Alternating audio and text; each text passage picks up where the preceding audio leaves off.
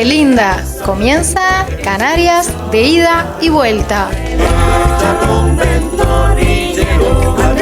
Andrés, repásate el motor, Canarias de ida y vuelta.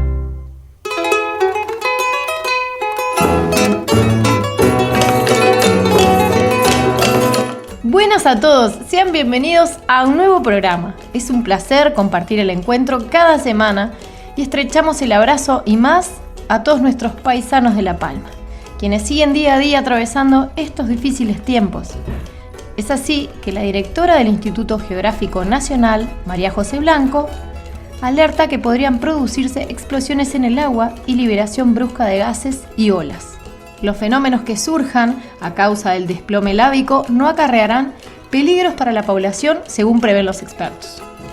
En cuanto a la calidad del aire, se espera una mejora debido al cambio en las condiciones climáticas y que éstas favorezcan la dispersión de los gases. Les recordamos el teléfono de nuestra institución para informarles sobre las donaciones.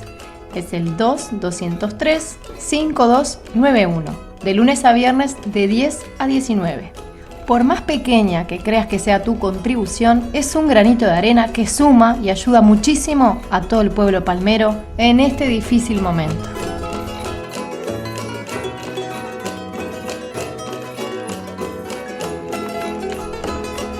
Bien amigos, brevemente vamos a recordar a 4 mujeres canarias que hicieron historia, tanto dentro como fuera de las islas. Sin lugar a dudas hay muchas más mujeres que han dejado su huella, tal vez sin tanto reconocimiento. He aquí una pequeña muestra de ellas. Desde las artes y las ciencias, aquí están. Bien, comenzamos con Dorotea de Armas Falcón. Dorotea fue una ceramista de la isla de Lanzarote. Curiosamente, no se sabía nada de ella, pero sí se conocía parte de su obra, como eran las figuras de los novios del mojón.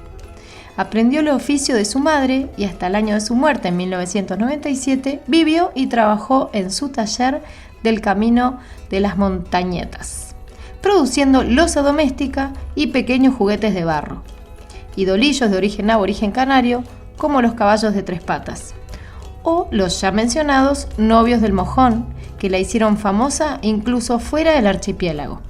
Estas figuras de barro destacan por representar la figura de un hombre y de una mujer cuyos órganos sexuales aparecen exagerados, siendo bastante cómicos a primera vista. Forman parte de un antiguo ritual de compromiso entre novios que sellaban la aprobación con vistas al enlace matrimonial. El Mojón es una pequeña localidad de Lanzarote ubicada en la carretera a muy poca distancia de Teguise, a cuyo municipio pertenece. Se cuentan alrededor de 30 casas con una población algo superior a 100 habitantes. Es una zona de alfareros, es muy famosa la cerámica del lugar. Se destacan este tipo de figuras de los llamados novios del mojón, del supuesto origen ancestral, los cuales se ha convertido en un recuerdo o souvenir turístico. Así que si llegan a estar por ahí, seguramente se traigan una parejita. Bien, continuamos con Carlota de la Quintana y López de Arroyave. Nacida en 1909, fue la primera médica especialista de Canarias y la tercera de España. De la Quintana rompió moldes para la época que le tocó vivir, ya que en 1930 eran muy pocas las mujeres españolas que accedían a la universidad y la medicina era una ciencia eminentemente ocupada por hombres. Con 25 años ya había finalizado la carrera de medicina y el doctorado. Entonces decidió completar sus conocimientos en Alemania y Suiza. En los años 40 regresó a la isla como la primera doctora de Canarias, ejerciendo en Las Palmas de Gran Canaria. Fue una de las personas que tiraron de la sanidad pública cuando ésta empezaba a tomar forma en España.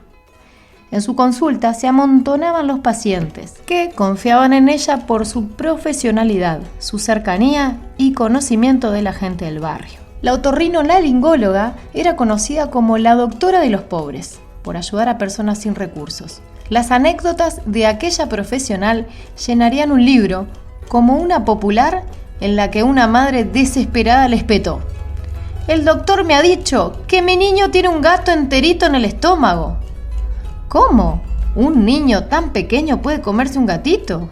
Lo que el doctor le dijo es que su hijo tiene una gastroenteritis en el estómago, señora. Aquí Carlota muestra su gran sentido de empatía y respeto por sus pacientes, a quienes dedicó su vida entera, y especialmente a los niños desamparados.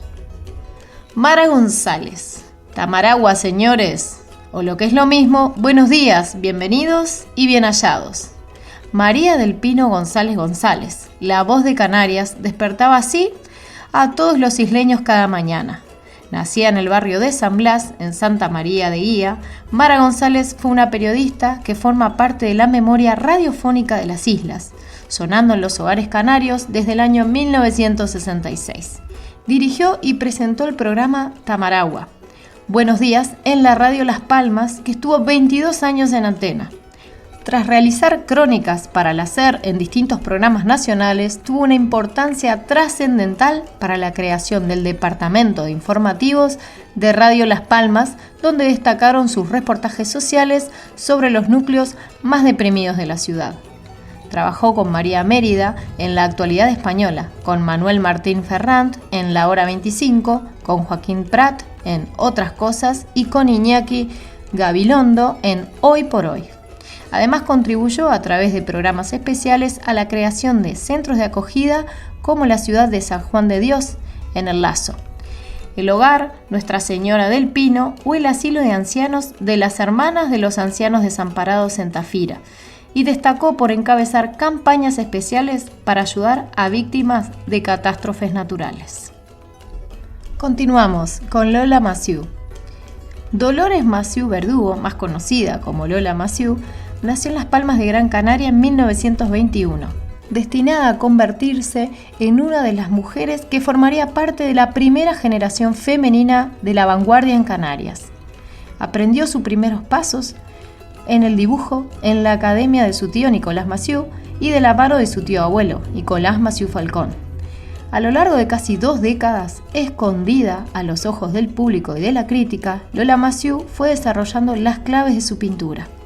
Se inició en la obra figurativa y después exploró la pintura contemporánea y el arte abstracto. A mediados de los años 50 comienza a frecuentar el entorno de la escuela de Luján Pérez, iniciando una amistad con Felo Monzón, que supondrá el impulso definitivo para la hasta entonces postergada salida de su obra de la intimidad del estudio. A partir de entonces se dedicó casi en exclusiva a la pintura. Los años 60, 70 y 80 fueron los más fructíferos de la autora, con múltiples exposiciones en Canarias, además en el Ateneo de Madrid. Su última gran exposición tuvo lugar en la retrospectiva que hizo la Fundación Telefónica en 1995. Su obra se encuentra en el Museo Canario, en el Arte Contemporáneo de Barcelona y en la Sala Prado del Ateneo de Madrid, entre otros. Bien amigos, sin dudas mujeres que han sabido allanar el camino, afrontando los obstáculos y presiones, siendo pioneras en la incursión de la mujer en ámbitos que estaban celosamente reservados para, entre comillas, el sexo fuerte.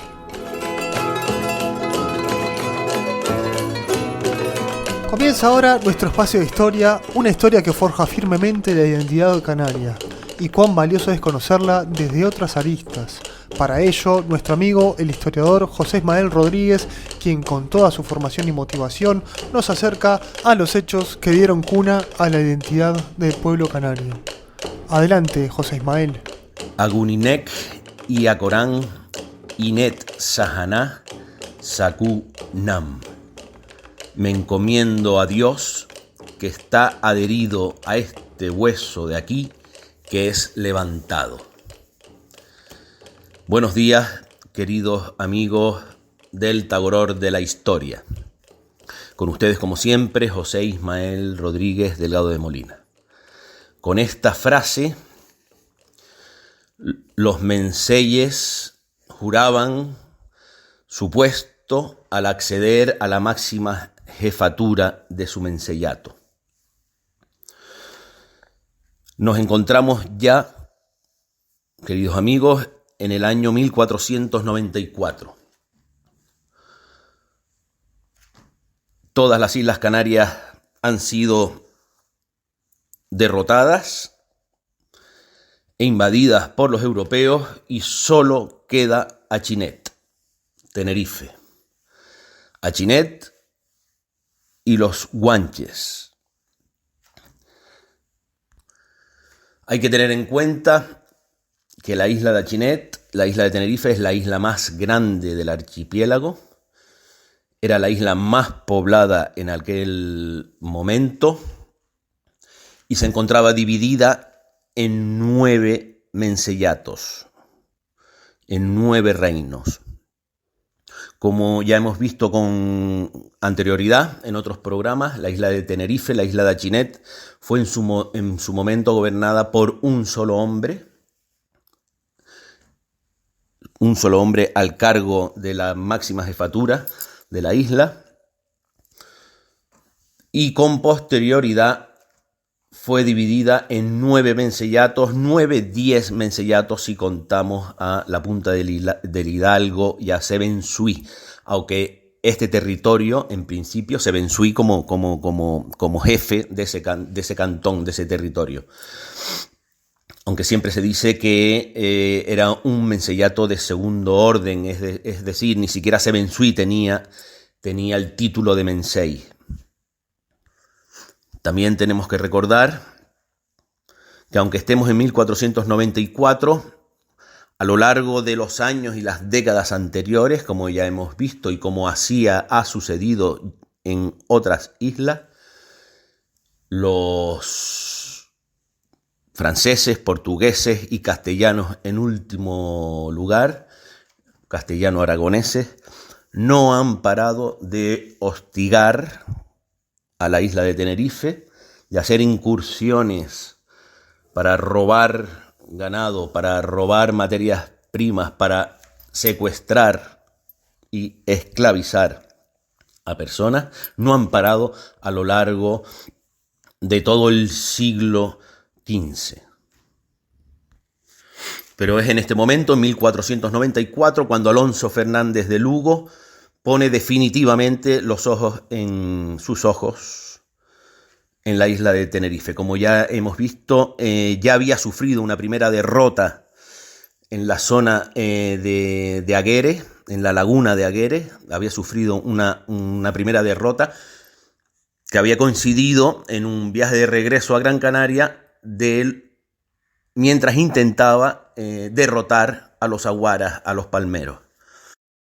Con esto, lo que quiero transmitir, es que los guanches eran conscientes de que ahora les tocaba a ellos y eran sabedores de las mañas, de las artes utilizadas por los castellanos aragoneses en su guerra sin cuartel contra los canarios.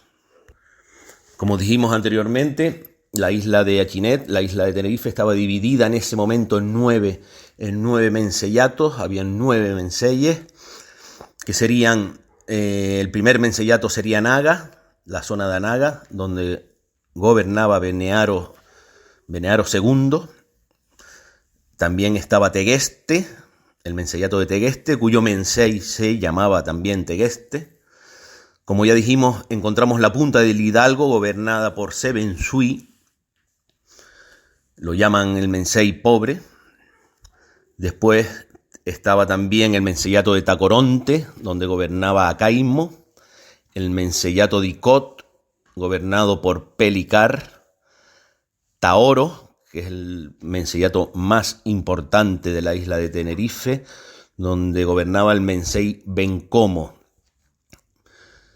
Era mensei, pero además era quebei. Era un título superior al de mensei, es decir, era el quebei mensei Bencomo. Su majestad, traducido de forma más o menos libre al castellano, sería su majestad el mensei Bencomo. Después estaba el mencellato de Daute, gobernado por Romén, el mencellato de Adeje, gobernado por Pelinor, Abona, gobernado por Adjona, y Wimar, que era el segundo mencellato en importancia después del de Taoro, que era gobernado por Añaterbe en aquel momento. Pues bien, entre los menceyatos de Güímar, Añaterbe, y de Taoro, Bencomo, existía una rivalidad histórica. Son los dos valles más grandes y fértiles de la isla de Tenerife, una por la banda norte y otro por la banda sur, y existía por lo tanto una rivalidad importante entre los dos menceyes, rivalidad que tendrá gran trascendencia en la guerra que va a venir a continuación. ¿Por qué va a tener gran trascendencia?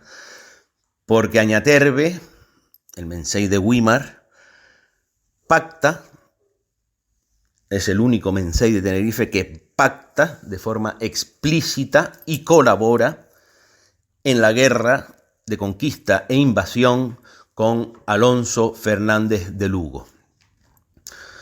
Alonso Fernández de Lugo, que llega a Tenerife junto a Fernando de Guanarteme. Por lo tanto, tenemos a Alonso Fernández de Lugo acompañado en el inicio de la guerra, por un lado Fernando de Guanarteme, que viene de la isla de Canarias, y por el otro lado tenemos también a Añaterbe, que pacta con Alonso Fernández de Lugo y ayuda y apoya a este en la guerra. También debemos decir que una vez que se inician las hostilidades, los menceyatos quedan divididos en dos bandos.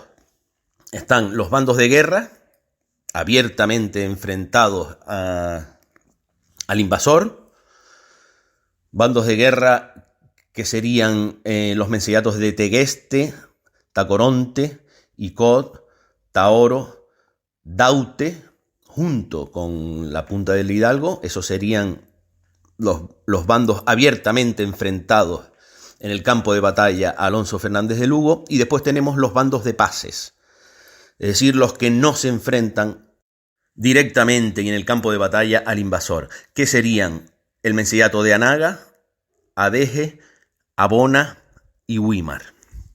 Por lo tanto, tenemos los bandos de pases por un lado y los bandos de guerra por el otro.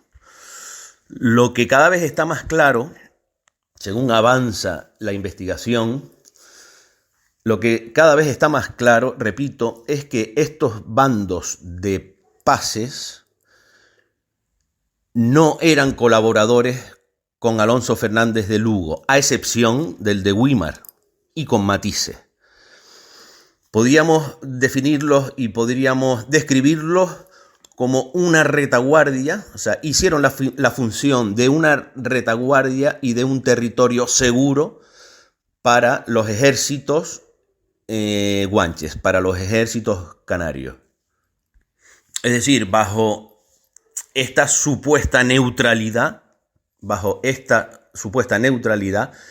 ejercieron de territorio seguro para los ejércitos, aparte de apoyo, tanto en la cuestión de alimentos como de hombres, para los ejércitos que estaban de los menceyatos que estaban en el campo de batalla. También hay que decir que obviamente todos los menceyatos de los bandos de guerra, así como los hombres que de forma disimulada aportaban los bandos de pases, se pusieron a las órdenes de forma indiscutible del quebey mencey Bencomo. Bencomo fue el capitán general de los ejércitos guanches contra el invasor Alonso Fernández de Lugo. Y a su lado, su hermano, el Achimenchía Tinguaro.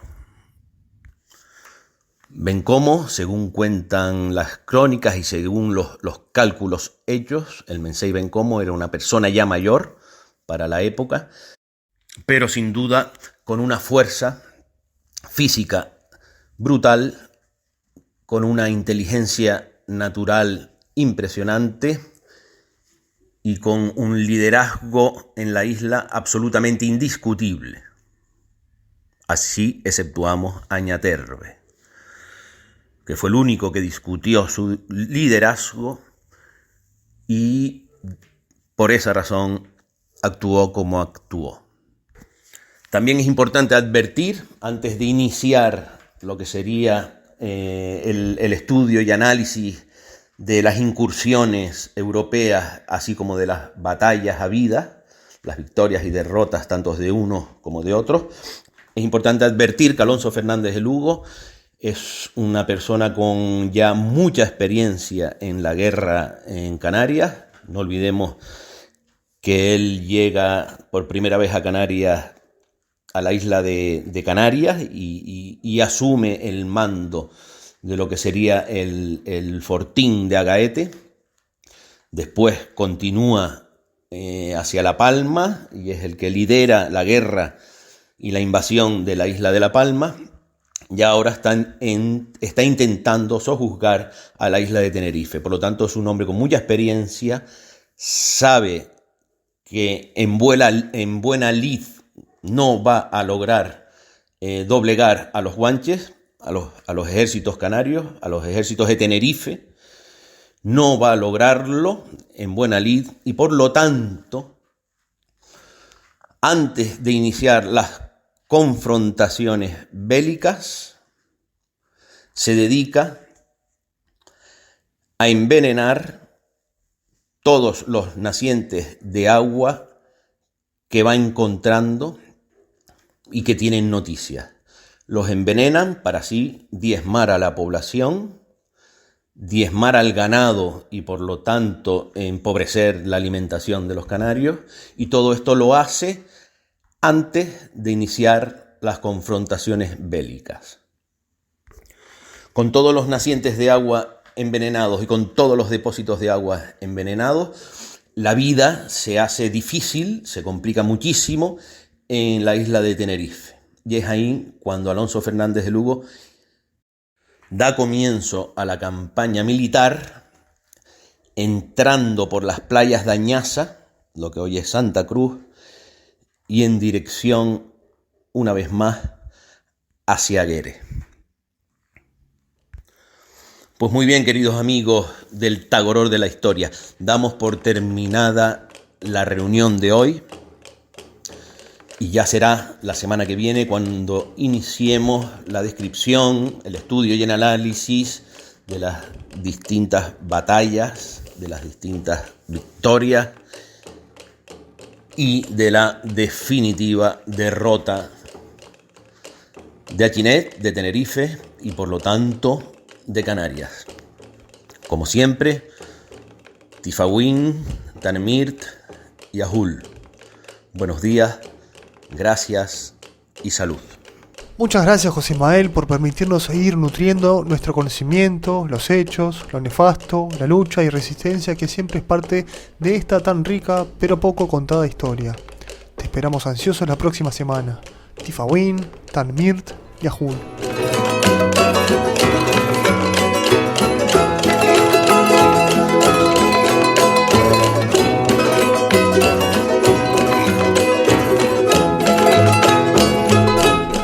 Hoy con el grupo Garoé de Sociedad de Islas Canarias vamos a hablar del pintor indigenista galdense Antonio Padrón.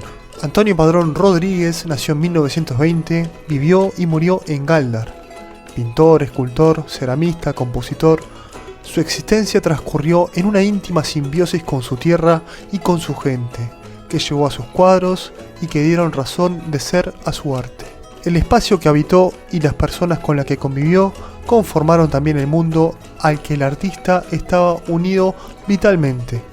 Su aspiración a un arte genuino, alejado de toda influencia, y su carácter solitario dan a su obra una singularidad especial dentro de la plástica canaria del siglo XX. Padrón fue un pintor incapaz de someterse por completo a una influencia determinada. Su concepto de libertad, la arraigada confianza en sí mismo, le hacía enjuiciar las manifestaciones pictóricas, adoptar algunas como periodo de ensayo de prueba y dar su opinión definitiva tras el resultado de un análisis personal. Tenía una finalidad a la que sometía los diferentes influjos, la representación veraz, explícita del mundo aborigen. Si escogió el geometrismo cubista fue debido a la asociación que podía esbozarse entre el arte primitivo y aquel, originando la conexión entre pasado y presente. Antonio Padrón fue el cantor pictórico del campo Gran Canario. Todo aquello que recogía en sus manos sufría un proceso de canalización antes de incorporarse al cuadro. Buscaba un lenguaje propio y en estos términos su decisión era rotunda. Se nota una actitud implorante en los personajes aquejados por la tragedia de la sequía, la enfermedad y la muerte. La Cueva Pintada, aún sin conocerse su trascendencia posterior, ejerce influencia sobre Padrón. Define la evolución del pintor, sin duda influenciada por los descubrimientos, los tonos y los trazos de la manifestación artística aborigen. Acudía a la Cueva Pintada, al cenobio de Valerón o al resto de importantes vestigios con que cuenta la zona para contemplar los espacios y los objetos de una cultura aborigen insular que dejó tras de sí un valioso legado de ornamentos, idolillos, vasijas, molinos, pintaderas, etc. Elementos que sirvieron al artista para hacer al mismo tiempo un arte universal y canario. Pero el compromiso del pintor va más allá, quiere que su interés por el mundo aborigen traspase lo puramente artístico. Dos fueron las canciones que compuso Antonio Padrón, La Magua y Canario del Monte. El ahora director de la agrupación Facaracas dice que las canciones de Antonio Padrón son canciones sencillas, son de alguien que le encanta empuñar una guitarra y soltar sus penas al aire, viendo cómo esas cuerdas evolucionan al mismo tiempo que sus pensamientos. Pero son la esencia también de la música popular. Son canciones sencillas, pero que lo definen a él también. Él era un hombre relativamente sencillo. Escucharán ahora la interpretación que el grupo Garoé de Sociedad de las Canarias hiciera en su último ensayo, basada en la versión que publicó el grupo Facaracas con arreglos de Víctor Batista y letra y música de Antonio Padrón de Canario del Monte.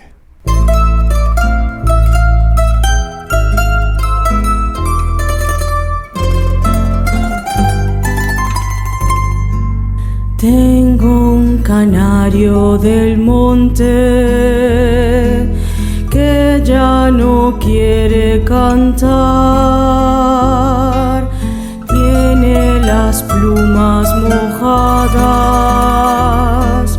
mojaditas de llorar. No quise tenerle magua, no quise verlo llorar.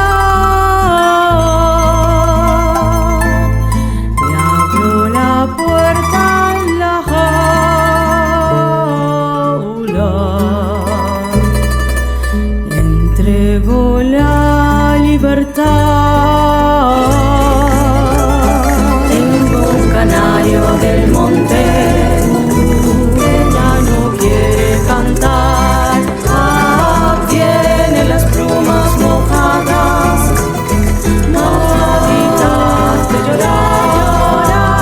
No quise tenerle magua, no quise verlo llorar.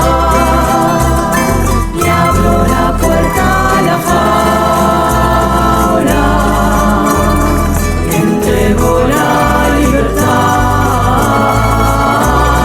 Vuela, canarito, vuela, vuela volando se va. Llega prontito a la cumbre, no quiero verte llorar. Vete cantando, cantando, por el cielo y el pilar. Se fue sembrando en el aire su canto a la libertad. Tengo un canario del monte que ya no quiere cantar.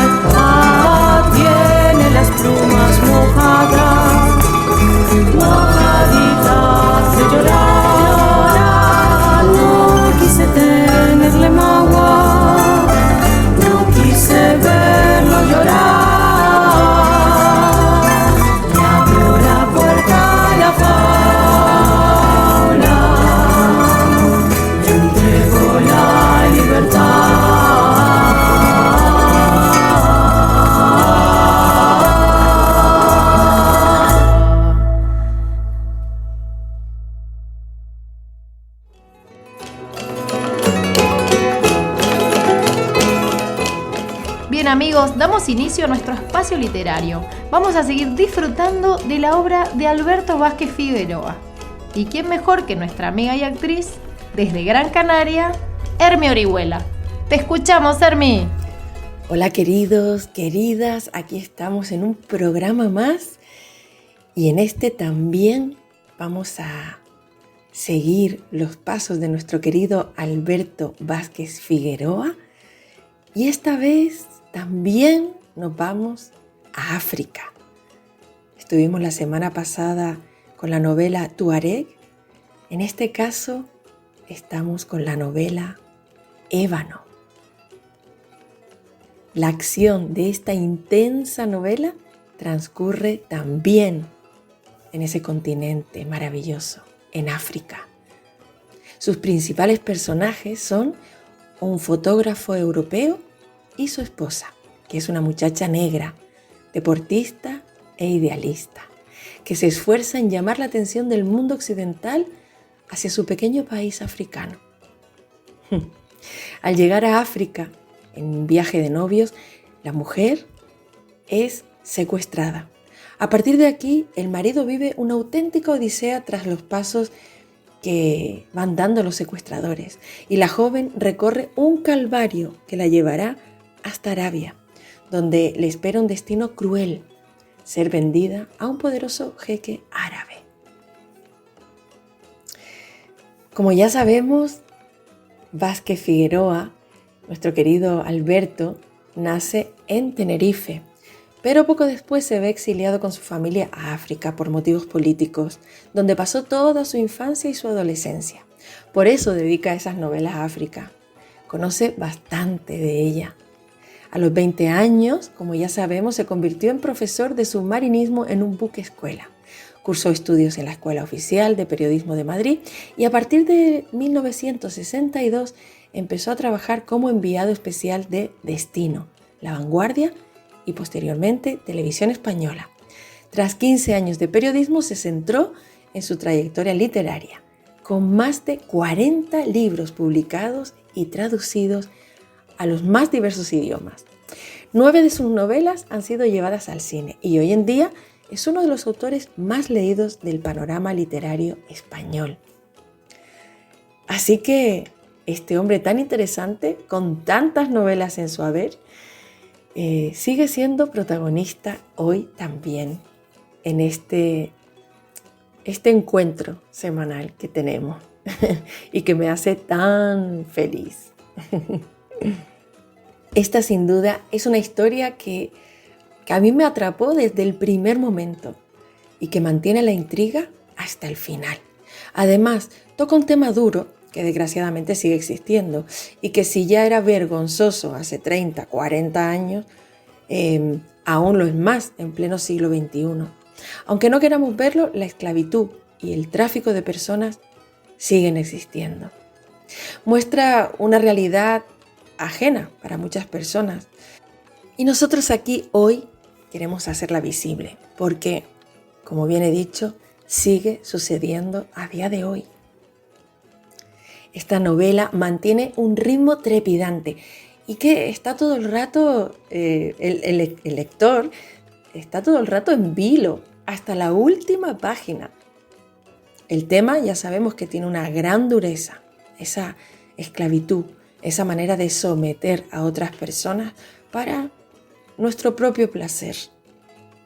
Así de triste es lo que sucede en esta novela. Describe a su vez el paisaje africano y también los sentimientos de los perseguidores, de los cautivos y de este protagonista que anda de un país a otro de África buscando a su mujer. Hoy, como siempre, vamos a leer una porción de esta novela, esperando que les atrape también a ustedes y diciéndoles que realmente el final es abierto para dejarlo a la imaginación de cada una de las personas que lo leen, a lo que pudo suceder después, una vez que cierras el libro. Expresa en cada una de sus páginas el dolor, las fatalidades, el sufrimiento de cada uno de sus personajes. Te va uniendo a cada uno de ellos y eso es lo que va enganchando, ¿no? en cada una de sus líneas. Te va enganchando, te va haciendo reflexionar en todo momento, reflexionar por qué suceden estas cosas, por qué nos hacemos daño, ¿no? Unos seres humanos a otros. Y eso es una temática que realmente siempre atrapa, siempre nos deja con esa reflexión interior que cada uno de nosotros mantenemos a lo largo de todo este libro. Realmente esta novela toca la fibra de cada uno de nosotros, remueve algo dentro de cada uno de nosotros también, sí, así es. Y si nos informamos un poquito, descubrimos que, por ejemplo, uno de tantos ejemplos, en Mauritania se sigue comercializando hoy en día con personas, las cuales heredan su categoría de esclavos de padres a hijos. El gobierno del país lo niega, pero no permite que se realicen investigaciones internacionales por parte de grupos defensores de los derechos humanos. Así que este libro se convierte, de alguna manera, en una denuncia a estas situaciones. Y bueno, el título de la novela, Ébano, viene por un grupo, el grupo Ébano, que es una organización que salva a la gente de la esclavitud. Así que, sin más, vamos a dar paso a Ébano y todas estas historias conmovedoras y tan reales como la vida misma.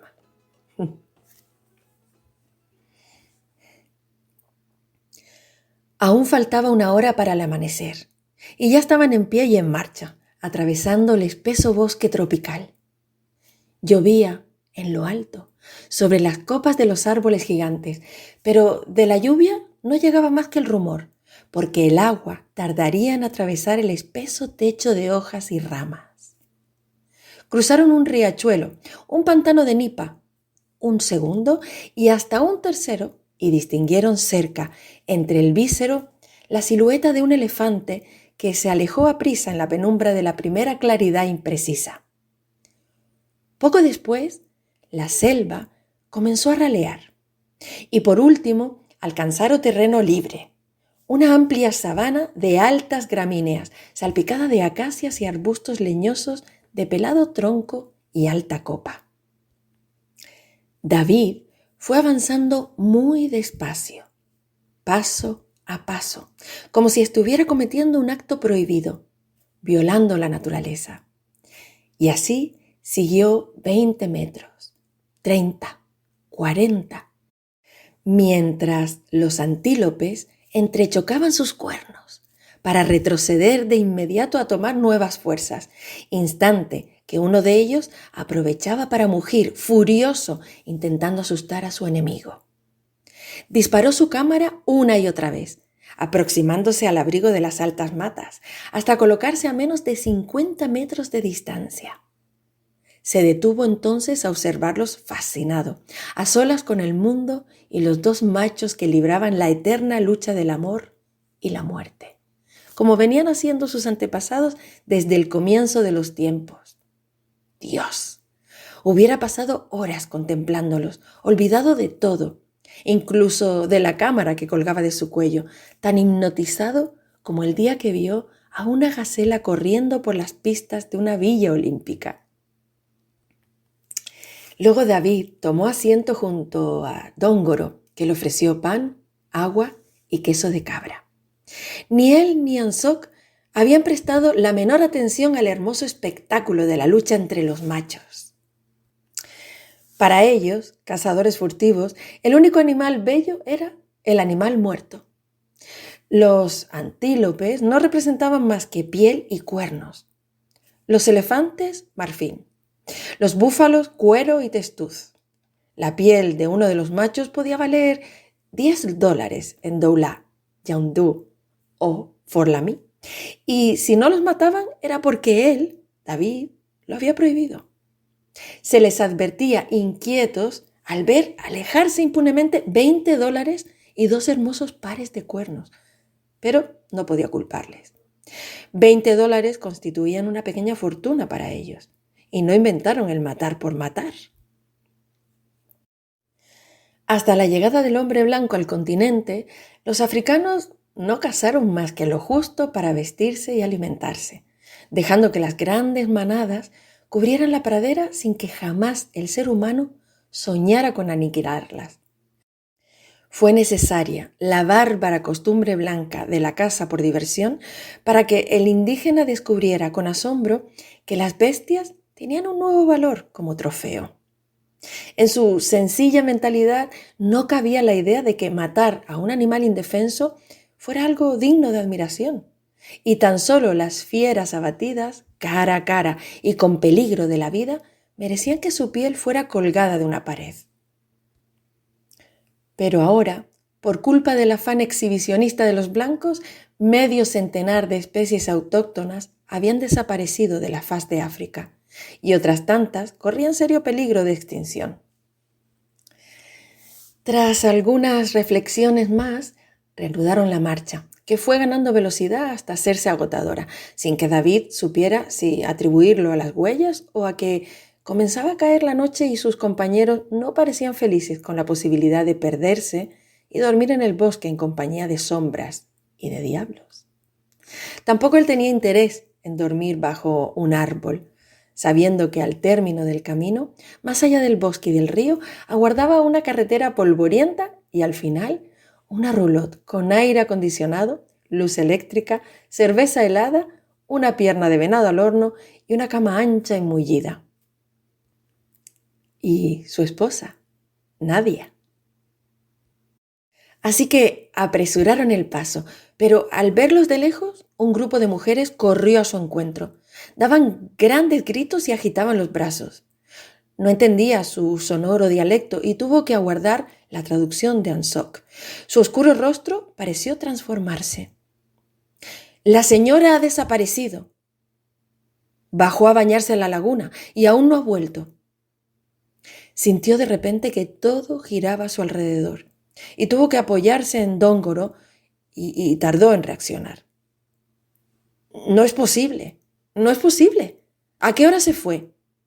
A mediodía. Los hombres del pueblo están buscándola. ¡Dios santo!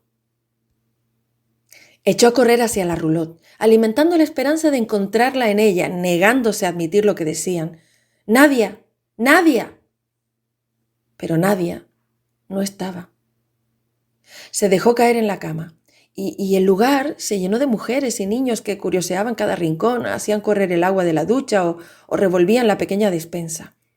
Por unos instantes tuvo que apoyar la frente en la pared y esforzarse por evitar el llanto. Luego tomó un pesado revólver del armario, se lo introdujo bajo el cinturón y salió a la noche. Dóngoro y Ansok aguardaban junto a la puerta.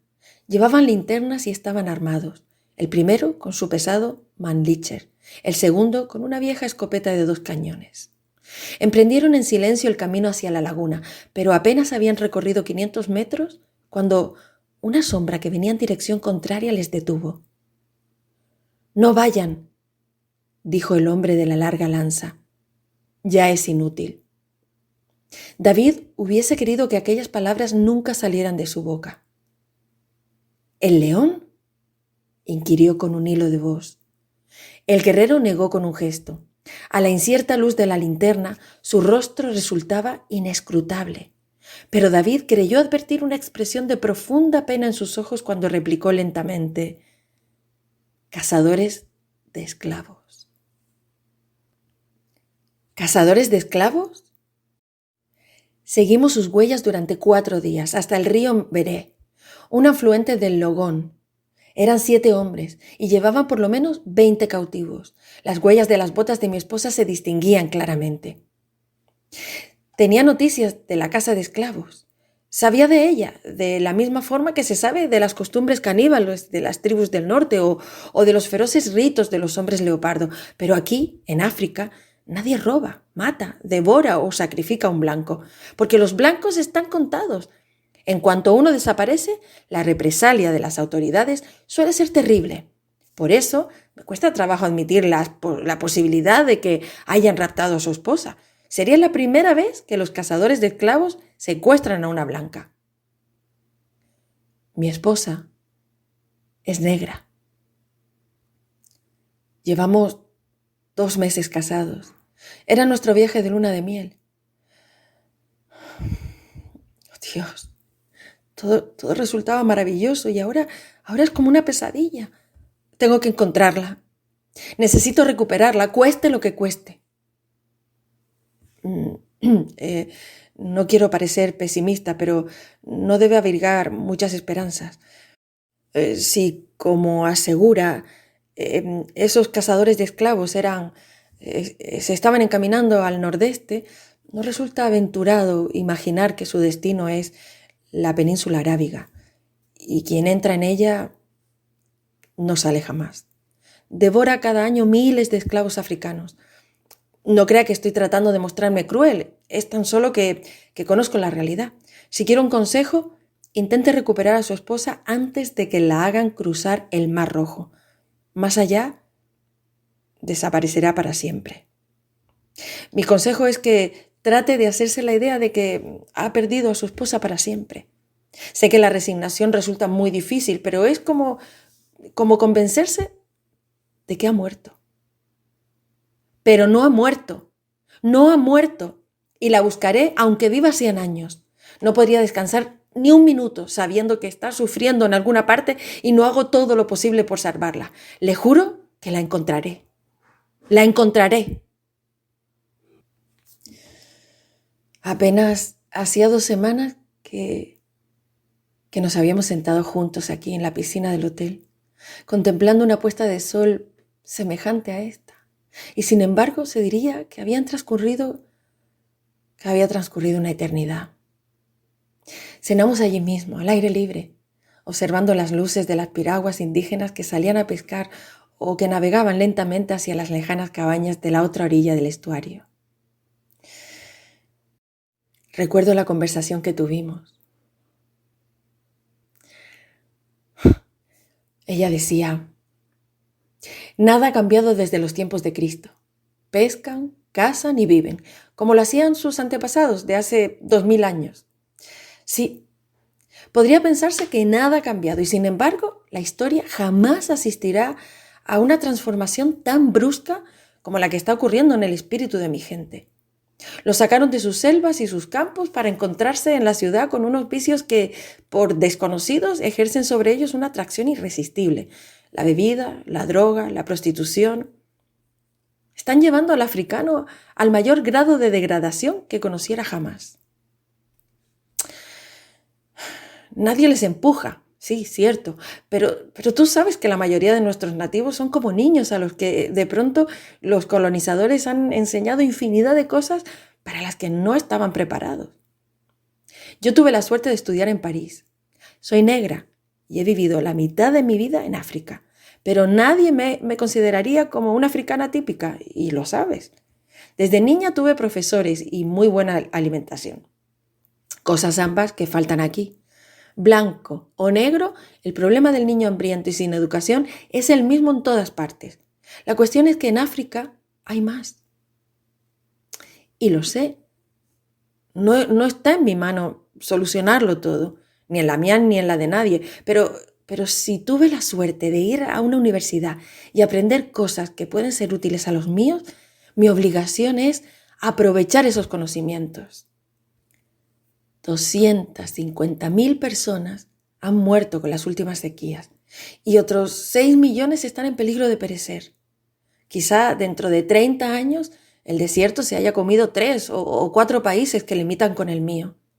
¿Pretendes que eso no signifique tanto para mí? Así es Nadia. ¿Qué me ha dado Nadia? ¿Cómo llegó a fascinarme tan profundamente? Y lo sé, no fue tan solo su belleza física, su rostro perfecto, su cuerpo duro y liso o la increíble armonía de sus gestos. No es solo eso. Es su personalidad arrolladora, su fuerza de carácter, su ansia de vivir, de ayudar, de hacer siempre algo por alguien, empeñada en luchas sin esperanzas, en batallas contra molinos gigantes, en esfuerzos superiores a todos sus medios. Es su firmeza en las convicciones, su sinceridad ante la vida, su honradez en cada gesto, en cada palabra, en cada idea, como como si estuviera convencida de que de cada una de esas acciones dependía la rehabilitación de su raza o de su país o del mundo. Para Nadia, todo en la vida es trascendental. Por eso, al encontrarme frente a una maravillosa mujer de otra raza, otro continente, otras ideas y otro temperamento, me dejé absorber, sin que esa absorción significara nunca anulación, sino únicamente reconocimiento de que Nadia llevaba dentro todo aquello que yo siempre he deseado tener, pero que en el fondo me asusta. Así que ahora, sentado allí, en el jardín del hotel, contemplando las luces del estuario, David trataba de analizarse, de convencerse, con la ayuda de una botella de coñac, de que, por primera vez, tendría la suficiente fuerza de carácter como para seguir adelante en su empresa y adentrarse en el mismo corazón de África a cumplir su promesa de rescatar a Nadia, costara lo que costase. Pues sí, David, por primera vez en su vida, va a mostrarse y a demostrarse a sí mismo todo ese poder, toda esa fuerza que siempre ha llevado dentro para encontrar a su mujer. Aquí hemos podido ver también en esta novela analizar a una Nadia luchadora, una Nadia que no se deja vencer fácilmente, que está dispuesta a luchar hasta el fin, no solo por su raza, no solo por su continente, sino como David también vio en ella, por el mundo entero. A poner una huella en este mundo, a dejar tras de sí un sendero por donde muchos otros pueden caminar firmes, seguros, gracias a una guía tan potente como ella, como Nadia. ¿Qué sucederá con Nadia en el resto de la novela? ¿Qué sucederá con David? ¿Qué irá pasando con todas estas personas que van sucediendo en una procesión constante de esta aventura que no para de sorprendernos en cada página? Si quieren adentrarse en ella, ya saben, Alberto Vázquez Figueroa y su ébano. Feliz día, familia querida. Les mando un abrazo enorme desde este lado del charco. Muchísimas gracias como siempre, Hermi, por compartir obras de artistas poseedores de una narrativa tan atrapante, que nos invitan a descubrir nuevas historias, culturas, mundos y así aprender de ellos. Será hasta la próxima semana. Abrazo apretado.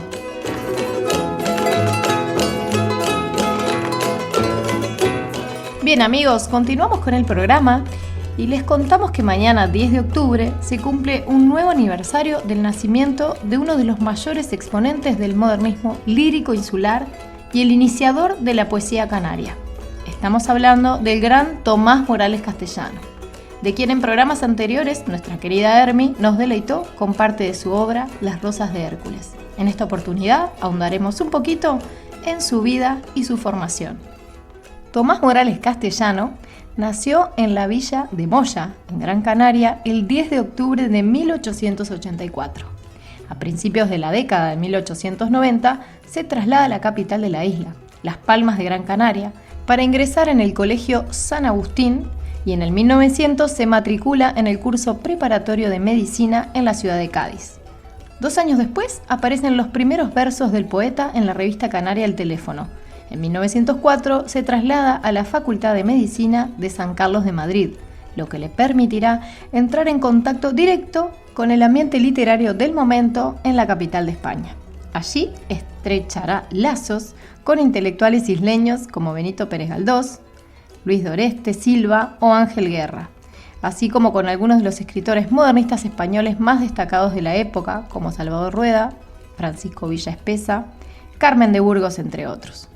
Sus poemas verán la luz en publicaciones periódicas y revistas como Renacimiento Latino 1905, Revista Latina 1907-1908 y Revista Crítica 1908-1909. En 1908 aparece su primer libro, Poemas de la Gloria, del Amor y del Mar, formado por 3 grandes apartados entre los que destaca por la repercusión que tuvo en la época el conjunto de textos dedicados al mar. En 1910, mientras promociona su libro Entre Madrid y Las Palmas de Gran Canaria, termina la carrera de medicina. Ya en las Islas Canarias, entre 1910 y 1914, Morales se instala sucesivamente en Moya y en Agaete, donde ejercerá como médico de familia. En 1914 contrae matrimonio con Leonor Ramos de Armas.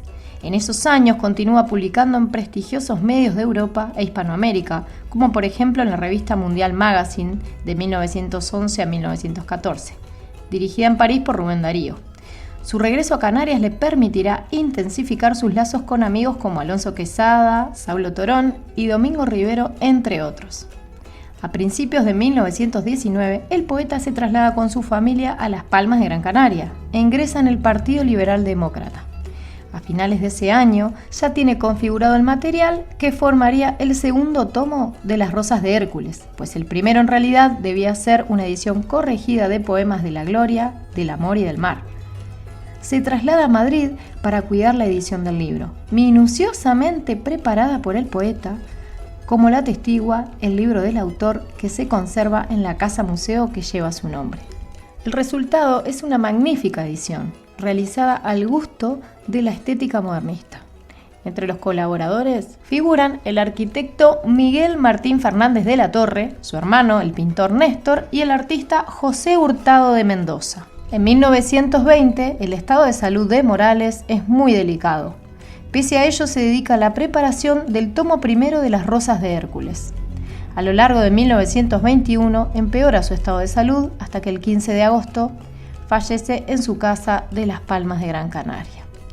Aunque no pudo ver publicado el tomo primero de Las Rosas de Hércules, ya que apareció en 1922, la totalidad del material había quedado preparado por él mismo y listo para la imprenta. Su precoz muerte sumió en un profundo dolor a familiares y amigos del talentoso poeta.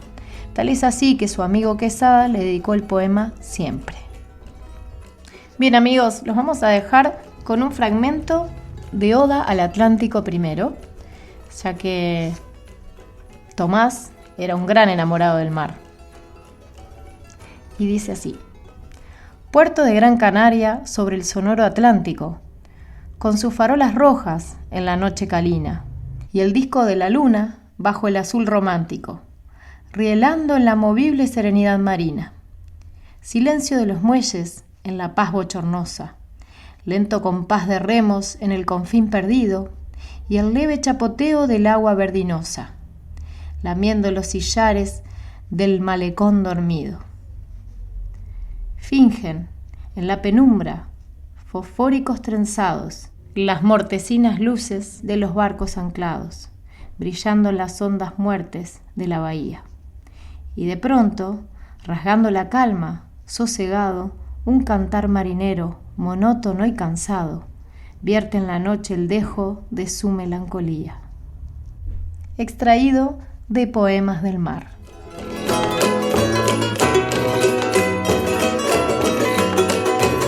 Muchas gracias a todos por acompañarnos. Fue un placer reencontrarnos. Y los esperamos la próxima semana con otro Canarias de ida y vuelta. Santo Domingo de la Calzada.